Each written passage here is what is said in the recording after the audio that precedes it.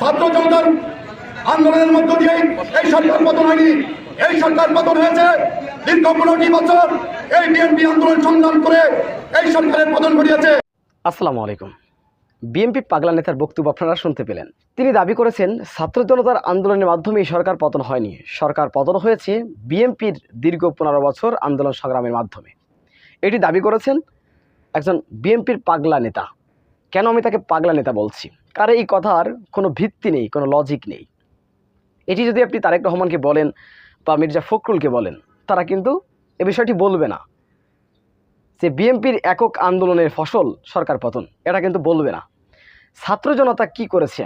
জীবন দিয়েছে ছাত্র জনতা, মারা গিয়েছে ছাত্ররা, আন্দোলন করলো ছাত্ররা, নেতৃত্ব দিল ছাত্ররা।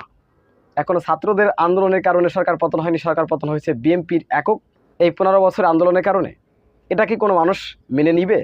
এটাকে মেনে নেওয়া কোনো কথা? এটা যদি বলা হয়, মানুষ পাগল ছাড়া কিছু বলবে না, হাস্যকরভাবে নিবে। তো যাই হোক, বলেছে মাদারীপুরের সম্ভবতই বিএনপি নেতা। তো দেখেন, বিএনপি জামাত তারা কিন্তু দীর্ঘ 15 বছর ধরে এই সরকারের জুলুম নির্যাতনের শিকার। তারপরেও তারা রাজপথে থেকে এই সরকারকে হটানোর জন্য আন্দোলন করেছে।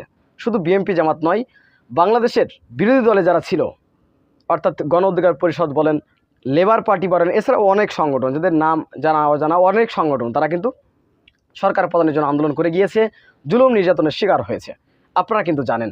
তো এই 2024 সালে যখন কোটা সংস্কার আন্দোলন ইস্যু আসলো, এবং এই ইস্যুতে যখন ছাত্র সমাজ ঐক্যবদ্ধভাবে আন্দোলন শুরু করলো, ছাত্রদেরকে হত্যা করলো সরকার, উন্মাদ হয়ে, পাগল হয়ে, মাতাল হয়ে, তারপর কিন্তু আন্দোলনটা চাঙ্গা হয়েছে। এবং এর সাথে বিএনপি, জামাত, গণ অধিকার পরিষদ সহ লেবার পার্টি প্রত্যেকটা সংগঠন তারা কিন্তু যুক্ত হয়েছে। যুক্ত হয়ে এই আন্দোলনকে সফল করেছে, এই সরকারকে পতন করেছে। এই আন্দোলন করতে গিয়ে বাংলাদেশের প্রত্যেকটি দলের নেতাকর্মীরা কিছু না কিছু মারা গিয়েছে। সবথেকে বেশি মারা গিয়েছে ছাত্ররা।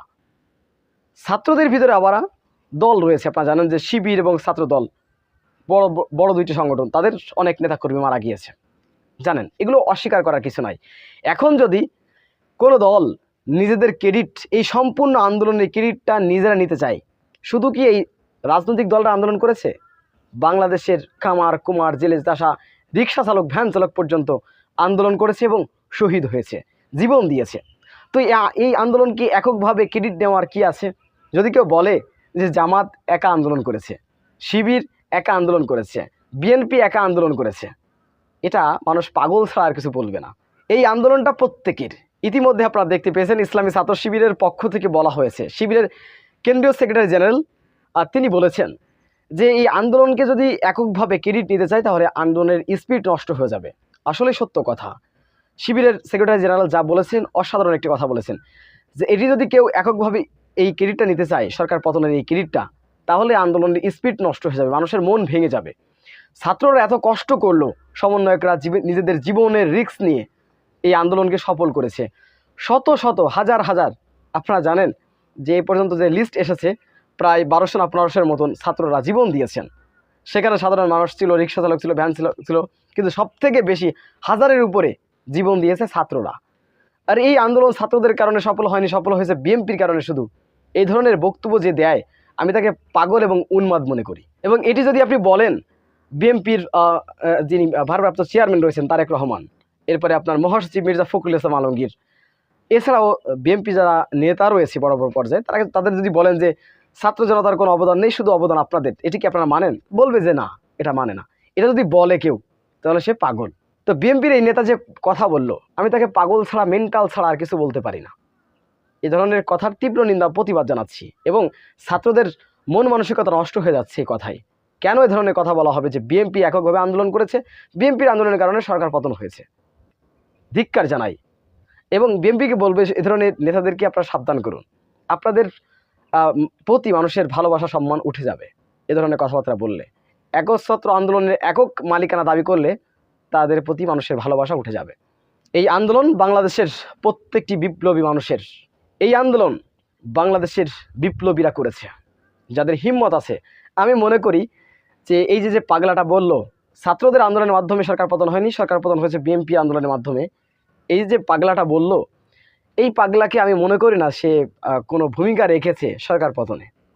কারণ যাদের মন মানসিকতা এতটা মানে নিচু হতে পারে তারা এত বড় জীবনে রিস্ক নিয়ে নামবে না রাজপথে। এটা আমার ধারণা আর কি, আল্লাহ মালুম, জানি না সে কী করেছে না করেছে। তো সে যে ক্রেডিটটা দাবি করেছেন, এখন যদি ছাত্ররা বলে যে 15 বছর কার কি ছিঁড়েছ, এটা যদি বলে, কেউ যদি বলে যে আমার কারণে আন্দোলন সফল হয়েছে, আমাদের কারণে, আমার দলের কারণে আন্দোলন সফল হয়েছে, সরকার পতন হয়েছে, তাহলে যদি ছাত্র সমাজ বলে যে 15 বছর কি ছিঁড়েছ, তখন কি উত্তর দিবেন? এ ধরনের কথাবার্তা বলা ঠিক নয়। এবং অনেকে ছাত্ররা এককভাবে এই আন্দোলনে ক্রেডিট নেওয়ার চেষ্টা করছেন। শুধু যে ছাত্র সমাজের আন্দোলনের কারণেই সফল হয়েছে আন্দোলন, এটিও নয়। এটা হয়েছে বাংলাদেশের প্রত্যেকটি রাজনৈতিক সংগঠন, বাংলাদেশের বিপ্লবী ছাত্র জনতার আন্দোলনের ফলে, বাংলাদেশের বিপ্লবী সাধারণ জনগণের আন্দোলনের ফলে। অতএব প্রত্যেকটি মানুষ, প্রত্যেকটি জনগোষ্ঠী এখানে সম্পৃক্ততা ছিল। আপনারা যদি শহীদদের খবরগুলো জানেন, যারা মৃত্যুবরণ করেছে আন্দোলন করতে গিয়ে, শাহাদাত বরণ করেছে, অধিকাংশ ছাত্ররা, সাধারণ শিক্ষার্থী, তারা বাংলাদেশের রিক্সা চালক, ভ্যান চালকরা, শ্রমিকরা, তারা রাজপথে নেমে এসেছিল। অতএব একক ক্রেডিট বাংলাদেশের কোনো রাজনৈতিক দল বলতে পারবে না যে এই আন্দোলন আমাদের আন্দোলন, আমরা সরকারকে পতন করেছি, এই সম্পূর্ণ আন্দোলন আমাদের ছিল। নিজেরা যদি দাবি করেন যে আমরা সব করেছি, তাহলে ভুল করবেন। সুপ্রদর্শক, বিষয়টি আপনারা কীভাবে দেখছেন অবশ্যই আপনাদের মূল্যবান মন্তব্য করেন জানাবেন। সবসময় সত্য নির্ভেজাল তথ্য পেতে স্বাধীন বাংলা ইউটিউব চ্যানেলটি সাবস্ক্রাইব করে আমাদের সাথে থাকুন। আসসালামু আলাইকুম রহমতুল্লাহি ওয়া বারাকাতুহু।